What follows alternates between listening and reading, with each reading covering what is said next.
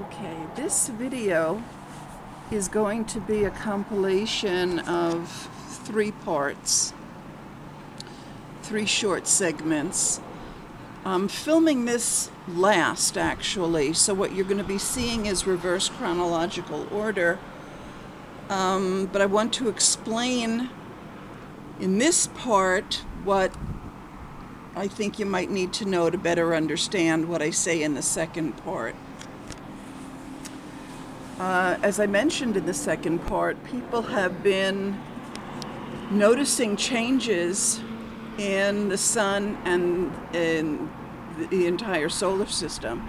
It actually goes beyond the solar system, but let's think small for the time being. And they're getting scared. They're noticing that the sun looks more white than it used to, that it used to look more yellow.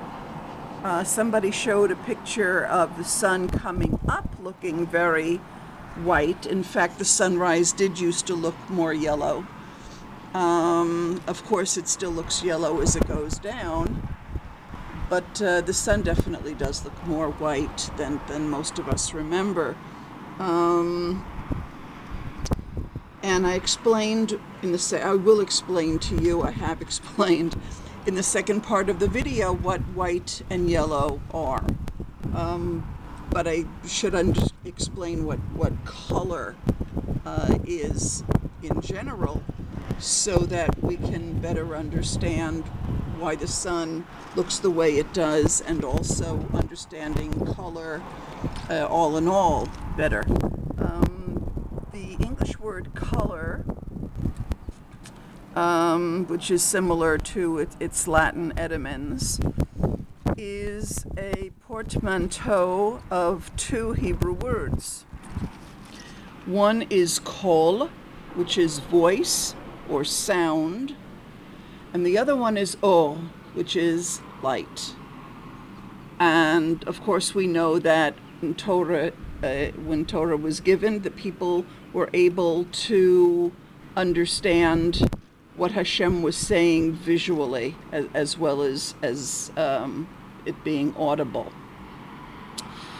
That is the way we're supposed to be perceiving things, and if we're receiving Torah all the time, that is the way we receive things. So it's important to be able to experience what we see visually as Hashem speaking to us.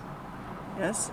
So going back to the word for white, which I'll explain more in the second segment, I said it's laven. Lavan is white.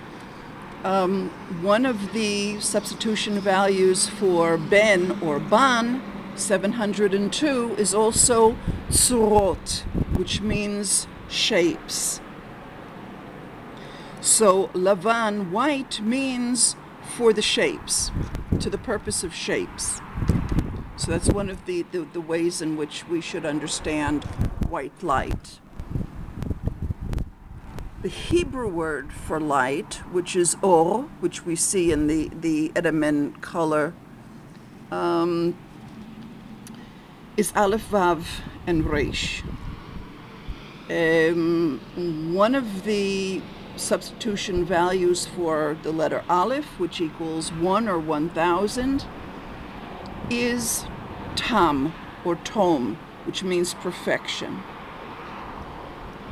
Another one is Al Shem, named after, on the name of.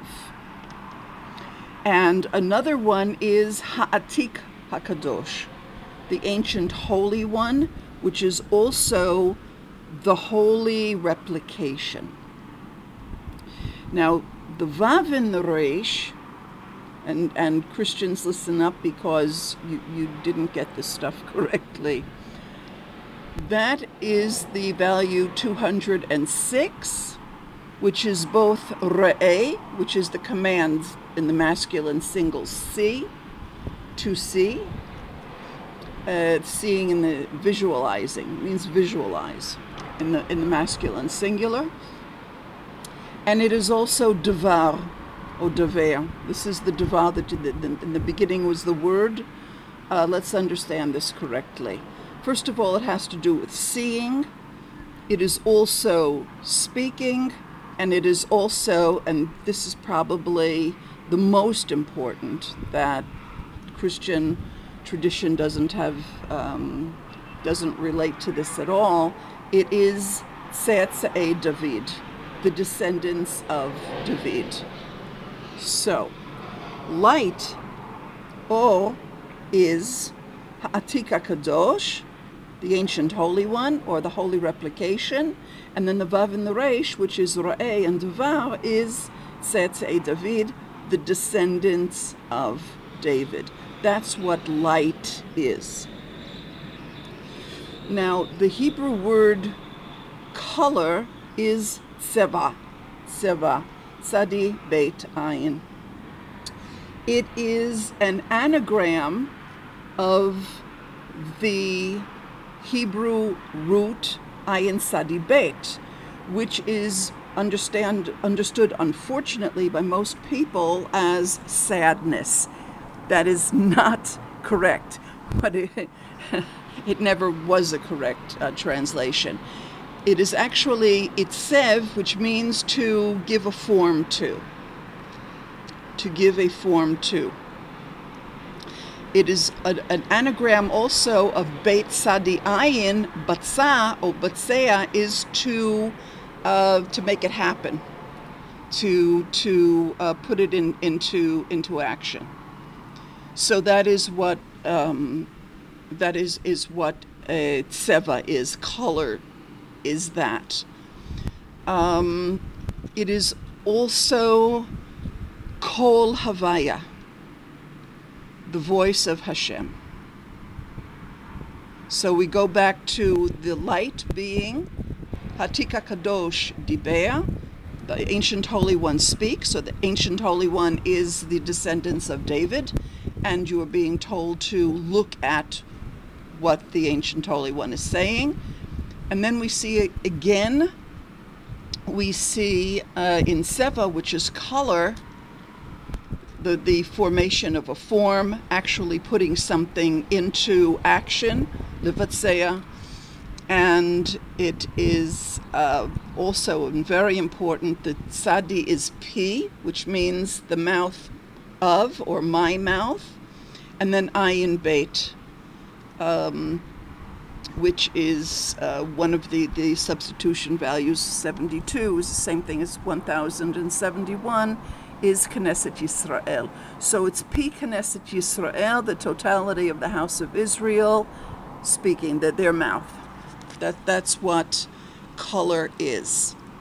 So the holy ones in Israel speak in color, speak in light. That light is the physical representation of their wisdom. And those who understand the colors correctly understand what they're saying when they look at something having taken on a form and having a color. In the second part of this video, I'll speak more specifically about white and about yellow. All of the names of the different colors have very, very deep meanings. I'm not going to go into all of that now. It's really a discussion in and of itself. And then, of course, all of those colors mix together and combine with different intensities and different hues. And all of this is what gives nuance and meaning to the holy pronunciations of wisdom, which the light is a physical representation of. I don't like the word representation. Is a physical expression of. That's how it comes into physicality. So knowing this about light and knowing this about color, there's really no reason to like frickin' Z out when you start to see astronomical bodies changing color, changing form. You're just being given more information. Be glad about it. this fear reaction to things that you don't understand just blocks you off immediately. If you see that the sun looks more white than it used to look, the response to that should be one of welcoming change and a higher level of holiness expressing itself in physicality, not reason to freak out and come to all kinds of conclusions that some danger is imminent, or that some evil entity is broadcasting a fake sun in the sky or some kind of nonsense like that. Don't trip on negative conclusions, on negative ideas about what you don't understand. Be open to what you don't understand. Accept that, like, it might be interesting, it might be good. Don't have this immediate freak out like a number of people that I saw in these videos. Welcome it. We know that the sun is extremely active now.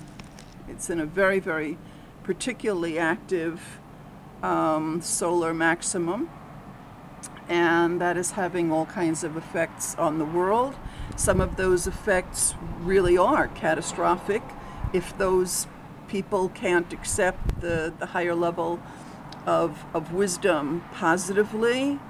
It expresses itself in accordance with their fears, in accordance with their instabilities. So my suggestion is to take things as they come. Now in the second part of the video, which will be shorter, and then there's a third as well, 2 short segments. The second one I'll explain particularly what white and yellow are. Thank you for listening. Don't go away. Okay, let's talk about why the sun seems to have changed, why it's looking more white and people are noticing it. Of course, when it sets, it looks more yellow. And I'll explain what that's all about. Levan is the Hebrew word for white.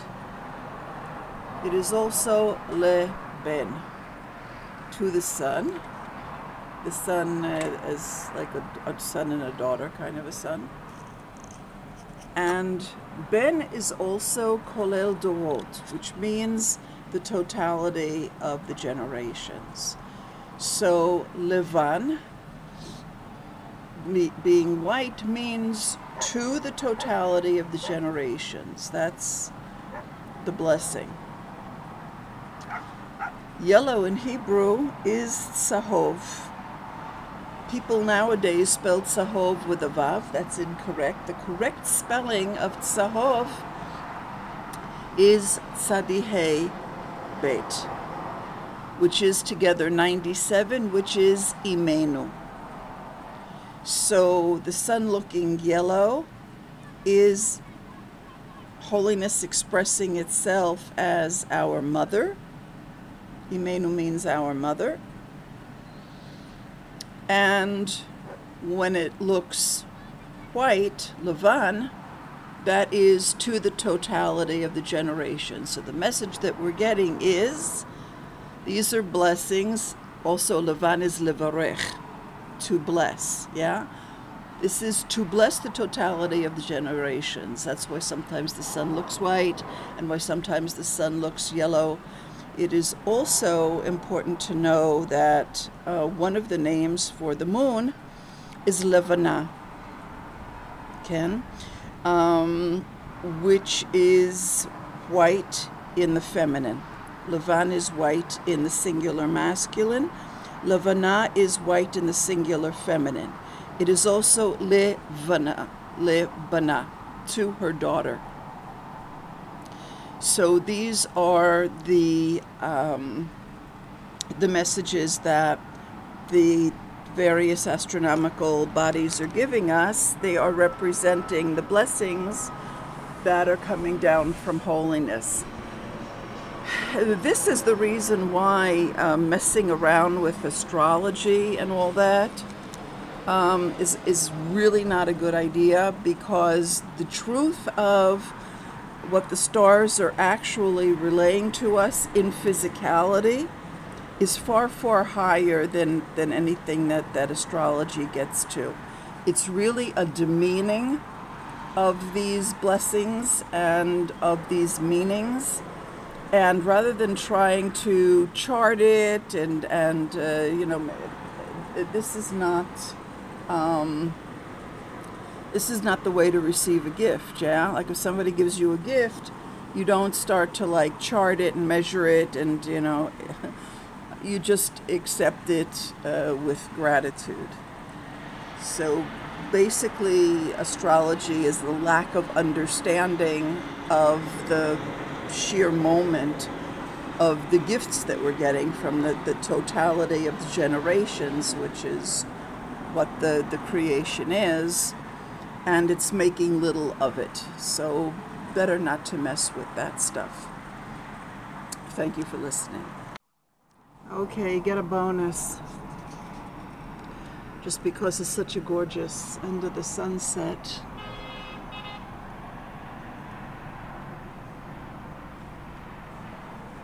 Wow. Woo. Those colors. Wow. Wow.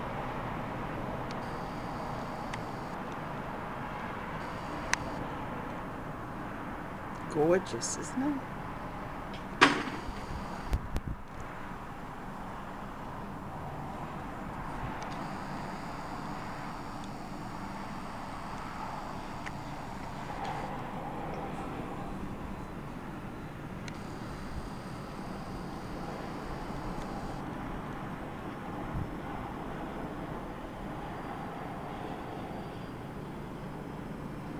I hope that the camera's picking up the gorgeous glistening. What's somebody doing down there?